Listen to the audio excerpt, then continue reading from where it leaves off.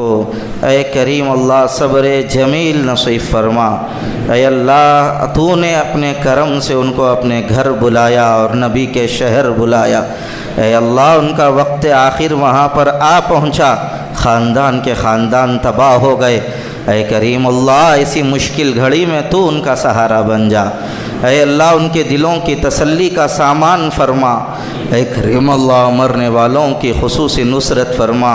اے اللہ ان کو جنت البقیع میں تو نے اپنے کرم سے جگہ عطا فرمائی، ان کی قبروں کو نور سے منور فرما، قیامت کے دن حضور کا پڑوس نصیب فرما،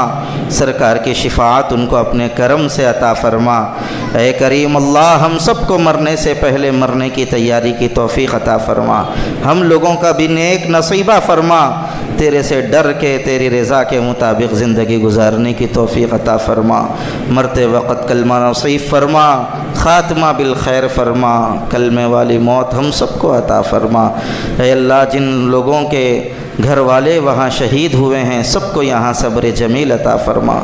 اے اللہ ان کے پیچھے رہنے والوں کی حفاظت فرما،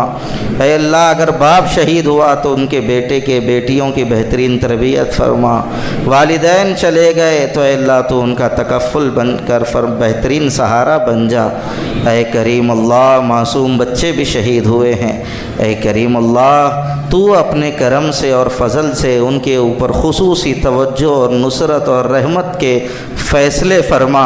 اپنا قرب ان کو نصیب فرما، اے کریم اللہ ہم سب کی موت مدینے میں نصیب فرما، بقیع میں دفن ہونا ہم سب کے لیے آسان فرما، بیماروں کو شفا عطا فرما، پریشان حالوں کی پریشانیوں کو دور فرما، ہماری ان دعاؤں کو اپنے کرم سے قبول فرما۔ صلی وسلم وبارک علی سید المرسلین، الحمد للہ رب العالمین۔